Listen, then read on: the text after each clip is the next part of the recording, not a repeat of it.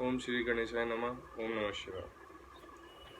सदाचार, शौचाचार, स्नान, भस्म धारण, संध्या वंदन, प्रणव जप, गायत्री जप, दान, न्यायता, धनोपार्जन तथा अग्निहोत्र आदि की विधि एवं महिमा का वर्णन। ऋषियों ने कहा, सूत जी, अब आप शीघ्र ही हमें वह सदाचार सुनाइए जिससे विद्वान पुरुष पुण्य लोकों पर विजय पाता है, स्वर्ग प्रदान करने वाला है। धर्म में आचार तथा नरक का कष्ट देने वाले अधर्ममय आचारों का भी वर्णन कीजिए। सूत जी बोले, सदाचार का पालन करने वाला विद्वान ब्राह्मण ही वास्तव में ब्राह्मण नाम धारण करने का अधिकारी है। जो केवल वेदोक्त आचार का पालन करने वाला एवं वेद का अभ्यासी है, उस पर ब्रह्मांड की विप्र संज्ञा होती है। सदाचार, वेदाचार तथा विद्या, इनमें से एक एक गुण से ही युक्त होने पर उसे द्विज कहते हैं, जिसमें स्वल्प मात्रा में ही आचार का पालन देखा जाता है। जिसने वेदाध्ययन भी बहुत कम किया है तथा राजा का सेवक है, उसे क्षत्रिय ब्राह्मण कहा जाता है। जो ब्राह्मण कृषि तथा वाणिज्य कर्म करने वाला है और कुछ कुछ ब्राह्मणोचित आचार का भी पालन करता है, वह वैश्य ब्राह्मण है। तथा जो स्वयं ही खेत जोतता है, उसे शूद्र ब्राह्मण कहा गया है। जो दूसरों के दोष देखने वाला परद्रोही, उसे चांडाल द्विज कहते हैं। इसी तरह क्षत्रियों में भी पृथ्वी का पालन करता है, वह राजा है। दूसरे लोग राजत्वहीन क्षत्रिय माने गए हैं। वैश्यों में भी जो धान्य आदि वस्तुओं का क्रय विक्रय करता है, वह वैश्य कहलाता है। दूसरों को वणिक कहते हैं। जो ब्राह्मणों, क्षत्रियों तथा वैश्यों की सेवा में लगा रहता है, वही वास्तव में शूद्र कहलाता है। जो शूद्र हल जोतने का काम करता है, उसे वृषल समझना चाहिए। सेवा, शिल्प और कृषण से भिन्न वृत्ति का आश्रय लेने वाले शूद्र दस्यु कहलाते हैं।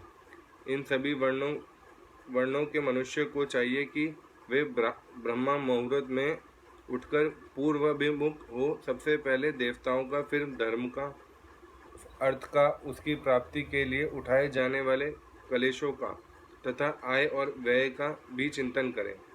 रात के पिछले पहर को उषः काल जानना चाहिए। उस अंतिम पहर का जो आधा या मध्य भाग है, उसे संधि कहते हैं।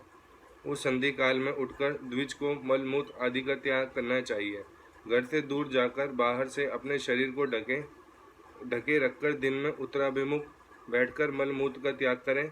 यदि उत्तराभिमुख बैठने में कोई रुकावट हो तो दूसरी दिशा की ओर मुख करके बैठें। जल, अग्नि, ब्राह्मण आदि तथा देवताओं का सामना बचाकर बैठें। मल त्याग कर उठने पर फिर उस मल को ना देखें। तदनंतर जलाशय से बाहर निकाले हुए जल से ही गुदा की शुद्धि करें अथवा देवताओं, पितरों तथा ऋषियों के तीर्थों में उतरे बिना ही प्राप्त हुए जल से शुद्धि करनी चाहिए। गुदा में 7, 5 या 3 बार मिट्टी लगाकर उसे धोकर शुद्ध करें। लिंग में ककोड़ों के फल के बराबर मिट्टी लेकर लगाएं और उसे धो दें, परंतु गुदा में लगाने के लिए एक पत्थर मिट्टी की आवश्यकता होती है। लिंग और गुदा की शुद्धि के पश्चात उठकर अन्यत्र जाए और हाथ पैरों की शुद्धि करके 8 बार कुल्ला करें। जिस किसी वृक्ष के पत्ते से अथवा उसके पतले काष्ठ से जलकर बाहर दतुवन करना चाहिए, उस समय तर्जनी उंगली का उपयोग ना करें। यह दंत शुद्धि का विधान बताया गया है। तदनंतर जल संबंधी देवताओं को नमस्कार करके मंत्र पाठ करते हुए जलाशय में स्नान करें। यदि कंठ तक या कमर तक पानी में खड़े होने की शक्ति न हो तो घुटने तक जल में खड़ा हो अपने ऊपर जल छिड़ककर मंत्रोच्चारण पूर्वक स्नान कार्य संपन्न करें। विद्वान पुरुष को चाहिए कि वह तीर्थ जल से देवता आदि का स्नानांग तर्पण भी करे। इसके बाद धौत वस्त्र लेकर 5 कच्छ करके उसे धारण करें।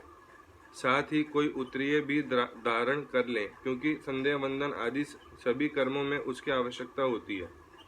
नदी आदि तीर्थों में स्नान करने पर स्नान संबंधी उतारे हुए वस्त्रों को वहां ना धोएं। स्नान के पश्चात विद्वान पुरुष भीगे हुए वस्त्र को बावड़ी में, कुएं के पास अथवा घर आदि में ले जाएं और वहां पत्थर पर, लकड़ी आदि पर, जल में या स्थल में अच्छी तरह धोकर उस वस्त्र को निचोड़ें।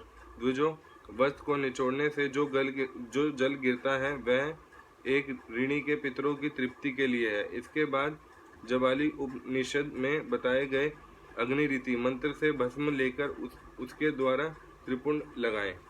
इस विधि का पालन ना किया जाए, इसके पूर्व ही यदि जल में भस्म गिर जाए तो गिराने वाला नरक में जाता है।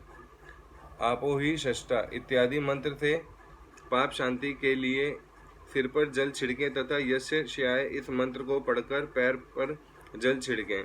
इसे संधि परोक्षण कहते हैं।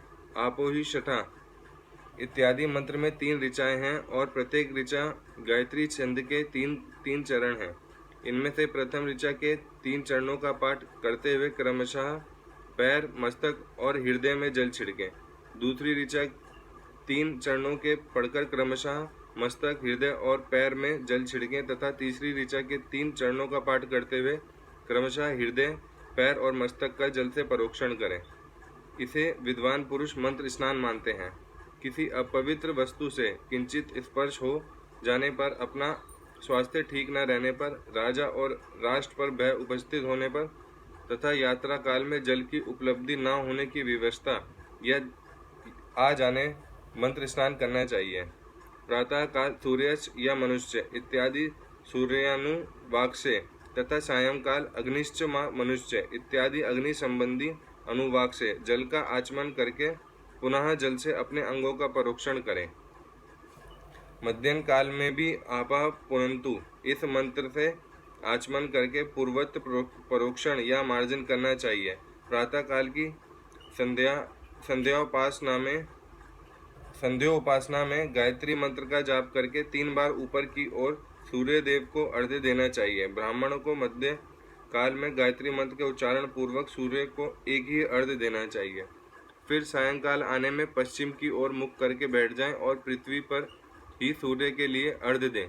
प्रातःकाल और मध्य के समय अंजलि में अर्घ्य जल लेकर उंगलियों की ओर से सूर्य देव को लिए अर्घ्य दें।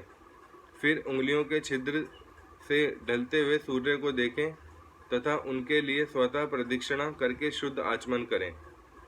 सायंकाल सूर्यास्त से 2 घड़ी पहले की हुई संध्या निष्फल होती है, क्योंकि वह सायं संध्या का समय नहीं है। ठीक समय पर संध्या करनी चाहिए, ऐसी शास्त्र की आज्ञा है। यदि संध्योपासना किए बिना दिन बीत जाए तो प्रत्येक समय के लिए क्रमशः प्रायश्चित करना चाहिए। यदि एक दिन बीते तो प्रत्येक बीते हुए संध्या काल के लिए नित्य नियम के अतिरिक्त 100 गायत्री मंत्र का अधिक जप करें। यदि नित्य कर्म के लुप्त हुए 10 दिन से अधिक बीत जाए तो उसके प्रायश्चित 1 लाख गायत्री का जाप करना चाहिए। यदि 1 मास तक नित्य कर्म छूट जाए तो पुनः अपना उपनयन संस्कार कराएं। अर्थ सिद्धि के लिए ईश, गौरी, कार्तिकेय, विष्णु, ब्रह्मा, चंद्रमा और यम का तथा ऐसे ही अन्य देवताओं का भी शुद्ध जल से तर्पण करें। फिर तर्पण कर्म को ब्रह्मार्पण करके शुद्ध आचमन करें। तीर्थ के दक्षिण प्रशस्त मठ में, मंत्रालय में, देवालय में, घर में अथवा अन्य किसी नियत स्थान में आसन पर स्थिरता पूर्वक बैठकर विद्वान पुरुष अपनी बुद्धि को स्थिर करें और संपूर्ण देवताओं को नमस्कार करके पहले प्रणव का जप करने के पश्चात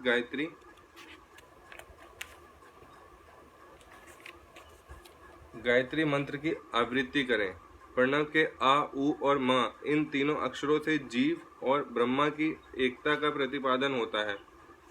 इस बात को जानकर प्रणव ओम का जप करना चाहिए। जप काल में यह भावना करनी चाहिए कि हम तीनों लोकों की सृष्टि करने वाले ब्रह्मा, पालन करने वाले विष्णु तथा संहार करने वाले रुद्र की, जो स्वयं प्रकाश चिन्मय है, उपासना करते हैं। यह ब्रह्मा स्वरूप ओमकार हमारी कर्म इंद्रियों और ज्ञानेंद्रियों की वृत्तियों को, मन की वृत्तियों को और बुद्धि वृत्तियों को सदा भोग और मोक्ष प्रदान करने वाले धर्म एवं ज्ञान की ओर प्रेरित करे। प्रणव के इस अर्थ का बुद्धि के द्वारा चिंतन करता हुआ जो इसका जप करता है वह निश्चय ही ब्रह्मा को प्राप्त कर लेता है। अथवा अर्थानुसंधान के बिना भी प्रणव का नित्य जप करना चाहिए। इससे ब्राह्मणत्व की पूर्ति होती है। ब्राह्मणत्व की पूर्ति के लिए श्रेष्ठ ब्राह्मण को प्रतिदिन प्रातः काल 1 सहस्त्र गायत्री मंत्र का जप करना चाहिए। मध्याह्न काल में 100 बार और सायं काल में 28 बार जप की विधि है। अन्य वर्ण के लोगों को अर्थात क्षत्रिय और वैश्य को तीनों संध्याओं के समय यथासाध्य गायत्री जप करना चाहिए। शरीर के भीतर मूलाधार, स्वाधिष्ठान, मणिपुर, अनाहत, आज्ञा और सहस्त्रार ये 6 चक्र हैं। इनमें मूलधार से लेकर सहस्त्रार तक 6 स्थानों में क्रमशः विद्येश्वर, ब्रह्मा, विष्णु, ईश, जीवात्मा और परमेश्वर स्थित है। इन सब में ब्रह्मा बुद्धि करके इनकी एकता का निश्चय करें और वह ब्रह्मा मैं हूँ ऐसी भावना पूर्वक प्रत्येक श्वास के साथ सहोहम का जप करें। उन्हीं विदेश्वर आदि की ब्रह्मांड आदि में तथा इसी शरीर से बाहर भी भावना करें। प्रकृति के विकारभूत महत्व से लेकर पंचभूत पर्यंत तत्वों से बना हुआ जो शरीर है, ऐसे सहस्त्रों शरीरों का एक एक अचपा गायत्री के जप से एक एक के कर्म से अतिक्रमण करके जीव को धीरे धीरे परमात्मा से संयुक्त करें। यह जप का तत्व बताया गया है। 100 अथवा 28 मंत्रों के जप से उतने ही शरीरों का अतिक्रमण होता है। इस प्रकार जो मंत्रों का जप है, इसी को आदि क्रम से वास्तविक जप जानना चाहिए। सहस्त्र बार किया हुआ जप ब्रह्मा लोक प्रदान करने वाला होता है, ऐसा जानना चाहिए। 100 बार किया हुआ जप इंद्र पद की प्राप्ति कराने वाला माना गया है। ब्राह्मणोत्तर पुरुष आत्मरक्षा के लिए जो स्वलंप मात्रा में जप करता है, वह ब्रह्मांड के कुल में जन्म लेता है। प्रतिदिन सूर्योपस्थान करके उपर्युक्त रूप से जप का अनुष्ठान करना चाहिए। 12 लाख गायत्री का जप करने वाला पुरुष पूर्ण रूप से ब्राह्मण कहा गया है। जिस ब्राह्मण ने 1 लाख गायत्री का भी जप ना किया हो, उसे वैदिक कार्य में ना लगाएं। 70 वर्ष की अवस्था तक नियम पालन पूर्वक कार्य करें। इसके बाद गृह त्याग कर संन्यास ले लें। परिवारजक या सन्यासी पुरुष नित्य प्रातःकाल 12,000 प्रणव का जप करे। यदि एक दिन इस नियम का उल्लंघन हो जाए तो दूसरे दिन उसके बदले में उतना मंत्र और अधिक जपना चाहिए और सदा इस प्रकार जप को चलाने का प्रयत्न करना चाहिए। यदि क्रमशः 1 मास आदि का उल्लंघन हो गया तो 1.5 लाख जप करके उसका प्रायश्चित करना चाहिए। इससे अधिक समय तक नियम का उल्लंघन हो जाए तो पुनः नए सिरे से गुरु से नियम ग्रहण करें। ऐसा करने से दोषों की शांति होती है, अन्यथा वह रौरव नरक में जाता है। जो सकाम भावना से युक्त गृहस्थ ब्राह्मण है, उसी को धर्म तथा अर्थ के लिए यत्न करना चाहिए। मुमुक्षु ब्राह्मण को तो सदा ज्ञान का ही अभ्यास करना चाहिए। धर्म से अर्थ की प्राप्ति होती है, अर्थ से भोग सुलभ होता है, फिर उस भोग से वैराग्य की संभावना होती है। धर्म पूर्वक उपार्जित धन से जो भोग प्राप्त होता है, उसे एक दिन अवश्य वैराग्य का उदय होता है। धर्म के विपरीत अधर्म से उपार्जित हुए धन के द्वारा जो भोग प्राप्त होता है, उससे भोगों के प्रति आसक्ति उत्पन्न होती है। मनुष्य धर्म से धन पाता है, तपस्या से उसे दिव्य रूप की प्राप्ति होती है। कामनाओं का त्याग करने वाले पुरुष के अंतःकरण की शुद्धि होती है। उस शुद्धि से ज्ञान का उदय होता है, इसमें संशय नहीं है। सतयुग आदि में तप को ही प्रशस्त कहा गया है, किंतु कलयुग में द्रव्य साध्य धर्म, दान आदि अच्छा माना गया है। सतयुग में ध्यान से, त्रेता में तपस्या से और द्वापर में यज्ञ करने से ज्ञान की सिद्धि होती है, परंतु कलयुग में प्रतिमा की पूजा से ज्ञान लाभ होता है। अधर्म हिंसा रूप है और धर्म सुख रूप है। अधर्म से मनुष्य दुख पाता है और धर्म से वह सुख एवं अभ्युदय का भागी होता है। दुराचार से दुख प्राप्त होता है और सदाचार से सुख। अतः भोग और मोक्ष की सिद्धि के लिए धर्म का उपार्जन करना चाहिए। जिसके घर में कम से कम 4 मनुष्य हैं, ऐसे कुटुंबी ब्राह्मण को जो 100 वर्ष के लिए जीविका देता है, उसके लिए वह दान ब्रह्मालोक की प्राप्ति कराने वाला होता है। एक सहस्त्र चंद्रयान व्रत का अनुष्ठान ब्रह्मालोकदायक माना गया है। जो क्षत्रिय एक सहस्त्र कुटुंब की जीविका और आवास देता है, उसका वह कर्म इंद्रलोक की प्राप्ति कराने वाला होता है। 10,000 कुटुंबों को दिया हुआ आश्रय दान ब्रह्मालोक प्रदान करता है। दाता पुरुष जिस देवता को सामने रखकर दान करता है, अर्थात वह दान के द्वारा जिस देवता को प्रसन्न करता है, उसी का लोक उसी प्राप्त होता है। यह बात वेद वेता पुरुष अच्छी तरह जानते हैं। धनहीन पुरुष सदा तपस्या का उपार्जन करे, क्योंकि तपस्या और तीर्थ सेवन से अक्षय सुख पाकर मनुष्य उसका उपभोग करता है। अब मैं न्यायतः धन के उपार्जन की विधि बता रहा हूँ। ब्राह्मण को चाहिए कि वह सदा सावधान रहकर विशुद्ध प्रतिग्रह तथा याजन आदि से धन का अर्जन करे। वह इसके लिए कहीं दीनता ना दिखाए, ना अत्यंत कलेशदायक कर्म ही करे। क्षत्रिय बाहुबल से धन का उपार्जन करे और वैश्य कृषि एवं गोरक्षा से। न्यायोपर्जित धन का दान करने से दाता को ज्ञान की सिद्धि प्राप्त होती है। ज्ञान सिद्धि द्वारा सब पुरुषों को गुरु कृपा मोक्ष सिद्धि सुलभ होती है। मोक्ष से स्वरूप की सिद्धि प्राप्त होती है, जिससे मुक्त पुरुष परमानंद का अनुभव करता है। गृहस्थ पुरुष को चाहिए कि वह धन धान्यादि सब वस्तुओं का दान करे। वह तृषा निर्वृत्त के लिए जल तथा शुक्षाधा रूपी रोग की शांति के लिए सदा अन्न का दान करे। खेत धान्य, कच्चा अन्न तथा भक्ष्य, भोज्य, लेह और चोष्य, ये 4 प्रकार के सिद्ध अन्न दान करने चाहिए। जिसके अन्न को खाकर मनुष्य जब तक कथा श्रवण आदि सधर्म का पालन करता है, उतने समय तक उसके किए हुए पुण्य फल का आधा भाग दाता को मिल जाता है, इसमें संशय नहीं है। दान लेने वाला पुरुष दान में प्राप्त हुई वस्तु का ध्यान तथा तपस्या करके अपने प्रति ग्रह जनित पाप की शुद्धि कर ले, अन्यथा उसे रौरव नरक में गिरना पड़ता है। अपने धन के 3 भाग करें, एक भाग धर्म के लिए, दूसरा भाग वृद्धि के लिए और तीसरा भाग उपभोग के लिए। नित्य, नौमित्तिक और काम्य, ये तीनों प्रकार के कर्म धर्मार्थ रखे हुए धन से करें। साधक को चाहिए वह वृद्धि के लिए रखे हुए धन से ऐसा व्यापार करे जिससे उसके धन की वृद्धि हो, और तथा उपभोग के लिए रक्षित धन से हितकारक, प्रमित एवं पवित्र भोग भोगे। खेती से पैदा किए हुए धन का 10वां अंश दान कर दें, इससे पाप की शुद्धि होती है। शेष धन से धर्म, वृद्धि एवं उपभोग करें, अन्यथा वह रौरव नरक में पड़ता है, अथवा उसकी बुद्धि पापपूर्ण हो जाती है या खेती ही चौपट हो जाती है। वृद्धि के लिए किए गए व्यापार में प्राप्त हुए धन का 6ठा भाग दान कर देने योग्य है। बुद्धिमान पुरुष अवश्य उसका दान कर दें। विद्वान को चाहिए कि वह दूसरों के दोषों का बखान ना करे। ब्राह्मणों दोषवश दूसरों के सुने या देखे हुए छिद्र को भी प्रकट ना करें।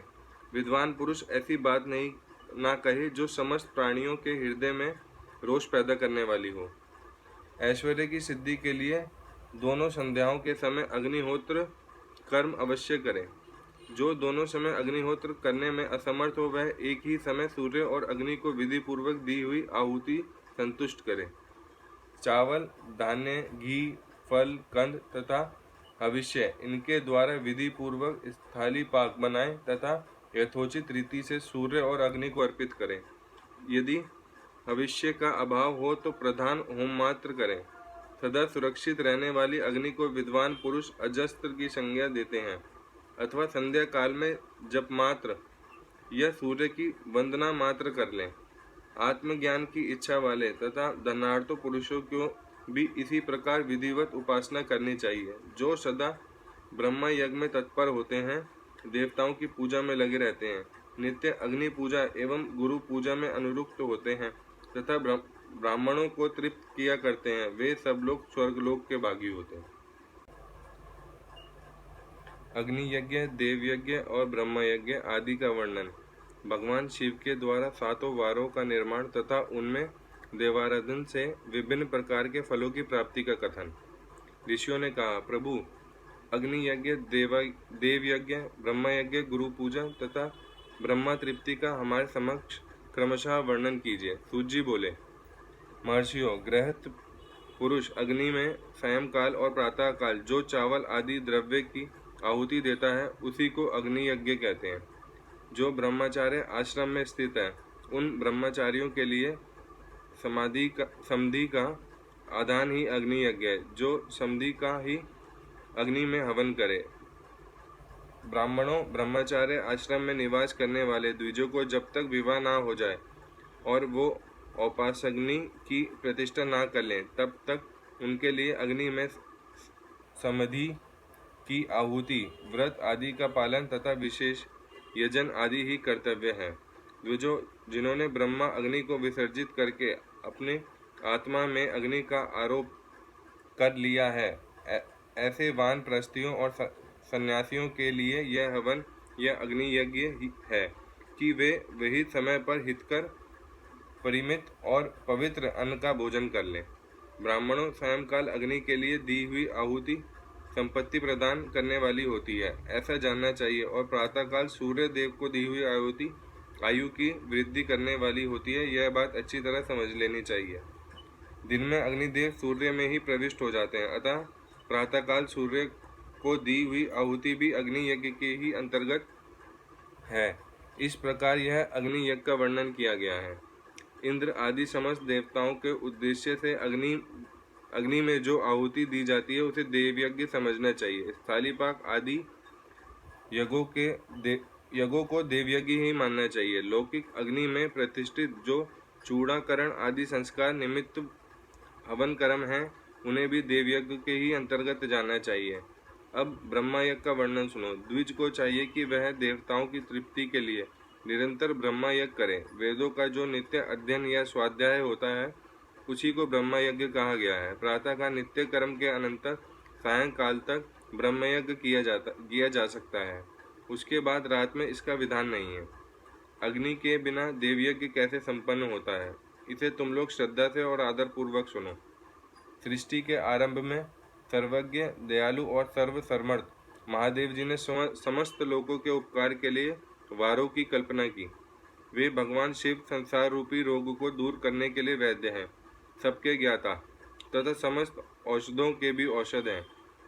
उन भगवान ने पहले अपने वार की कल्पना की जो आरोग्य प्रदान करने वाला है। तत्पश्चात अपनी माया शक्ति का वार बनाया जो संपत्ति प्रदान करने वाला है।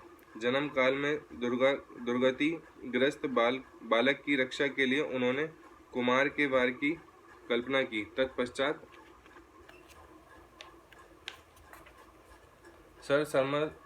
सर्वसमर्थ महादेव जी ने आलस्य और पाप की निवृत्ति तथा समस्त लोगों का हित करने की इच्छा से लोक रक्षक भगवान विष्णु का वार बनाया। इसके बाद सबके स्वामी भगवान शिव ने पुष्टि और रक्षा के लिए आयुकर्ता त्रिलोक सृष्टा परमेष्टि ब्राह्मण का आयुष्कारक वार बनाया, जिससे संपूर्ण जगत के आयुष्य की सिद्धि हो सके।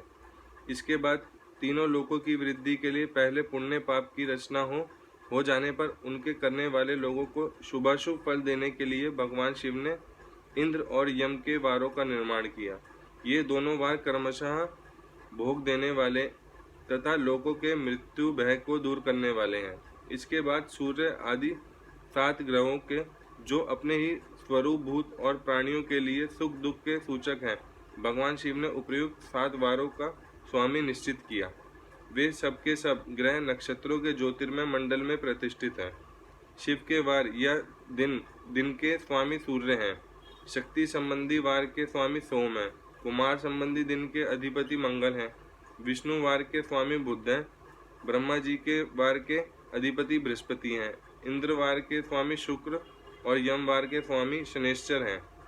अपने अपने वार में की हुई उन देवताओं की पूजा उनके अपने अपने फल को देने वाली होती है।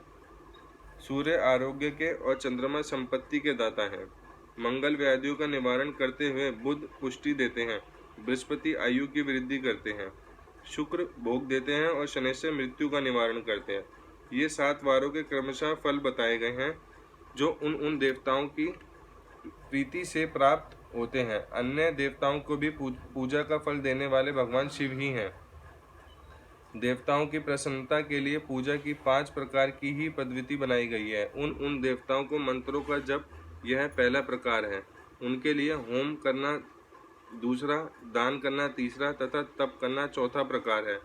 किसी वेदी पर प्रतिमा में, अग्नि में अथवा ब्रह्मांड के शरीर में आराध्य देवता की भावना करके 16 उपचारों से उनकी पूजा या आराधना करना 5वां प्रकार है। इनमें पूजा के उत्तरोत्तर आधार श्रेष्ठ है।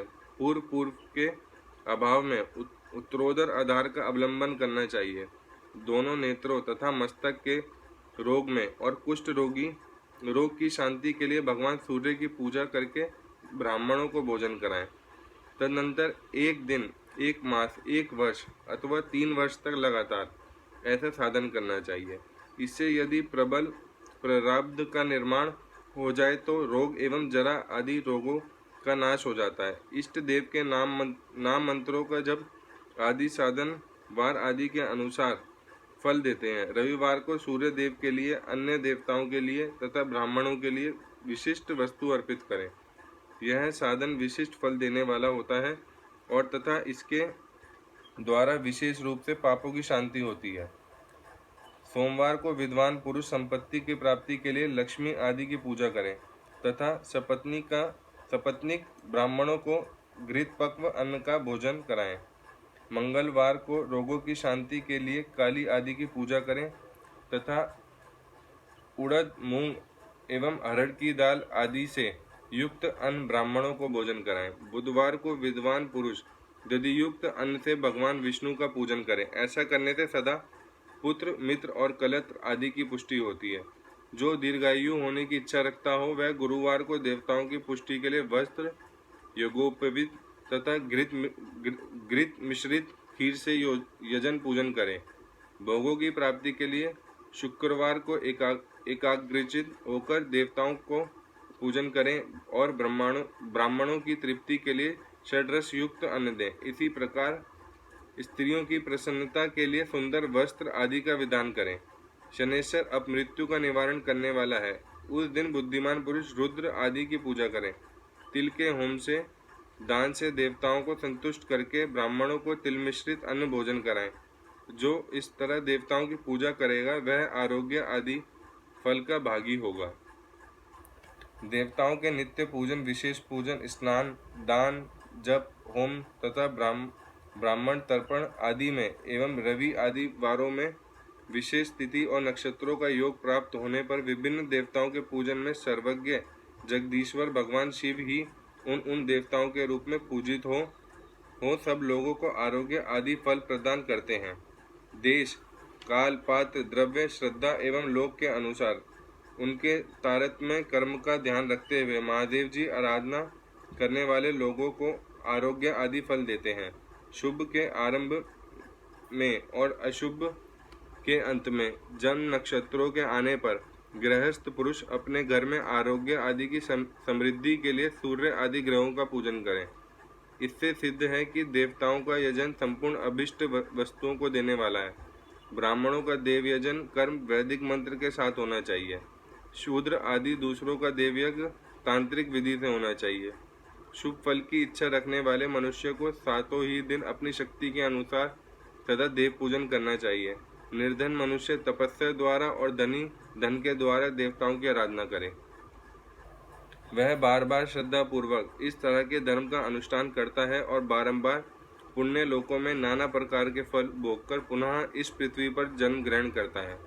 धनवान पुरुष सदा भोग सिद्धि के लिए मार्ग में वृक्षादि लगाकर रोगों के लिए छाया की व्यवस्था करे, जलाशय बनवाए, वेद शास्त्रों की प्रतिष्ठा के लिए पाठशाला का निर्माण करे तथा अनान्य प्रकार से भी धर्म का संग्रह करता रहे।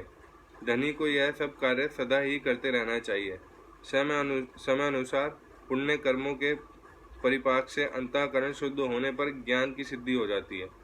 द्विजो, जो इस अध्याय को सुनता, पढ़ता अथवा सुनने की व्यवस्था करता है उसे देवयज्ञ का फल प्राप्त होता है। देश, काल, पात्र और दान आदि का विचार। ऋषियों ने कहा, समस्त पदार्थों के ज्ञाताओं में श्रेष्ठ सूत जी, आप क्रमशः देश, काल आदि का वर्णन करें। सूत जी बोले, महर्षियों, देवयज्ञ आदि कर्मों में अपना शुद्ध ग्रह समान फल देने वाला होता है, अर्थात अपने घर में किए हुए देवयज्ञ आदि शास्त्रोक्त फल को सम मात्रा में देने वाले होते हैं। गौशाला का स्थान घर की अपेक्षा 10 गुना फल देता है।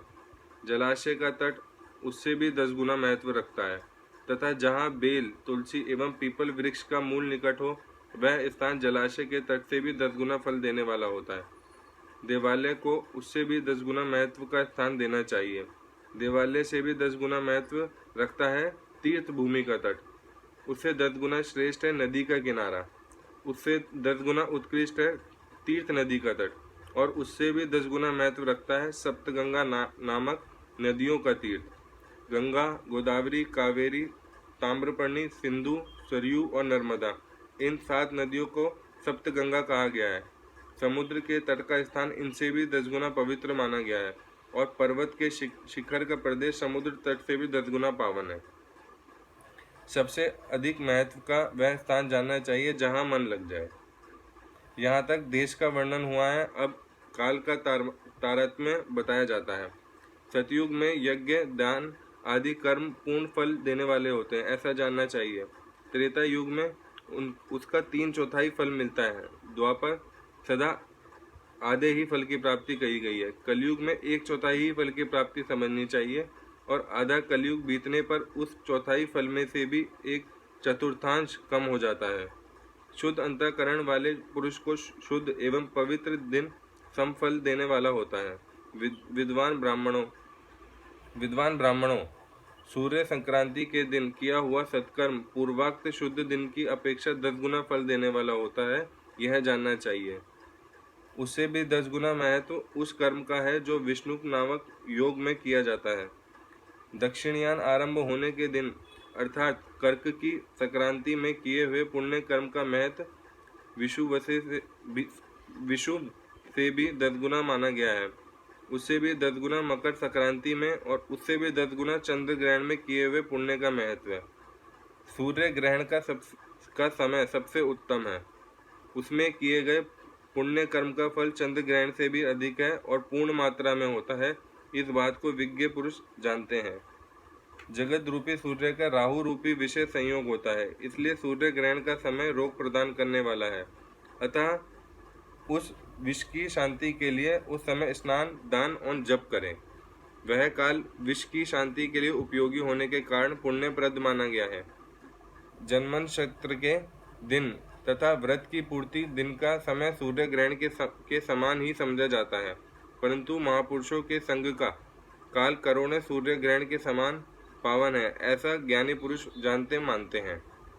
तपोनिष्ठ योगी और ज्ञाननिष्ठ यति ये पूजा के पात्र हैं, क्योंकि ये पापों के नाशों में कारण होते हैं। जिसने 24 लाख गायत्री का जप कर लिया वह ब्राह्मण भी पूजा का उत्तम पात्र है। वह संपूर्ण फलों और भोगों को देने में समर्थ है। जो पतन से त्राण करता अर्थात नरक में गिरने से बचाता है, उसके लिए इसी गुण के कारण शास्त्र में पात्र शब्द का प्रयोग होता है। वह दाता का पातक से त्राण करने के कारण पात्र एक कहलाता है। गायत्री अपने गायक का पतन से त्राण करती है, इसीलिए वह गायत्री कहलाती है। जैसे इस लोक में जो धनहीन है वह दूसरों को धन नहीं देता, जो यहाँ धनवान है वही दूसरों को धन दे सकता है, उसी तरह जो स्वयं शुद्ध है और पवित्र आत्मा है वही दूसरे मनुष्य का त्राण या उद्धार कर सकता है। जो गायत्री का जप करके शुद्ध हो गया है वही शुद्ध ब्राह्मण कहलाता है। इसलिए दान, जप, होम और पूजा सभी कर्मों के लिए वही शुद्ध पात्र है। ऐसा ब्राह्मण ही दान तथा रक्षा करने की पात्रता रखता है।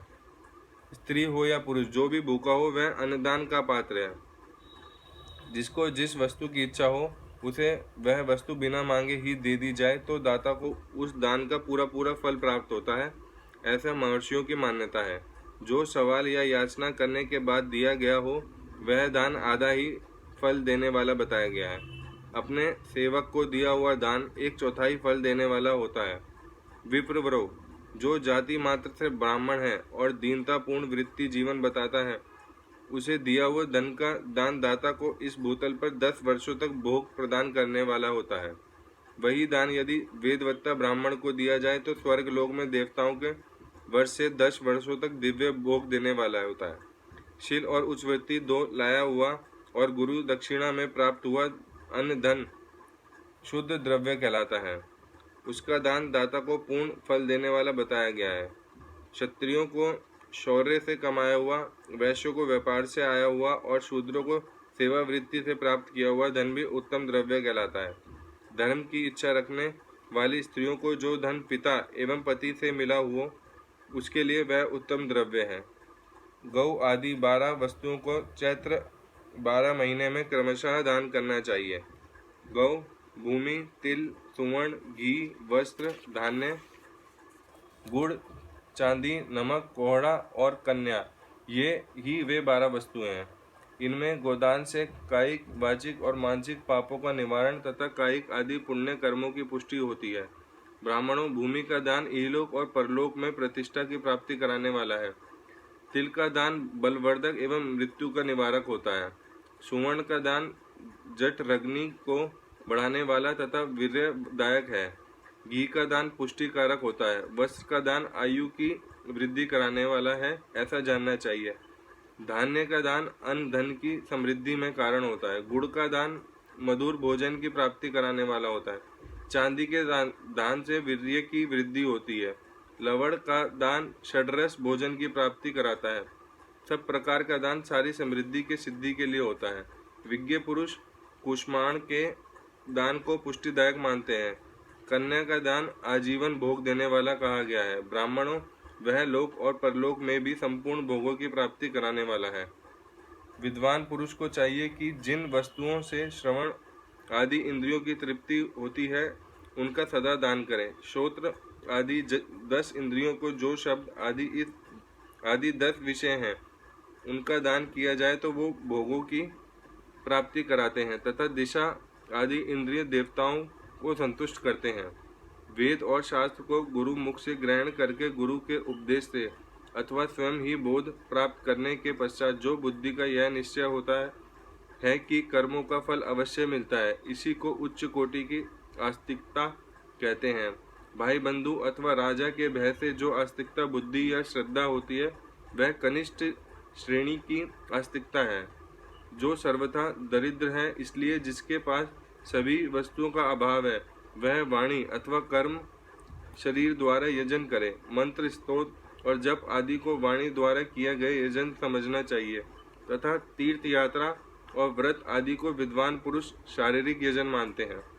जिस किसी भी उपाय से थोड़ा हो या बहुत देवतार्पण बुद्धि से जो कुछ भी दिया अथवा किया जाए वह दान या सत्कर्म भोगों की प्राप्ति कराने में समर्थ होता है।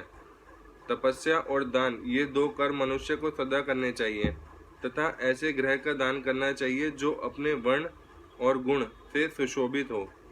बुद्धिमान पुरुष देवताओं की तृप्ति के लिए जो कुछ देते हैं वह अतिशय मात्रा में और सब प्रकार के भोग प्रदान करने वाला होता है।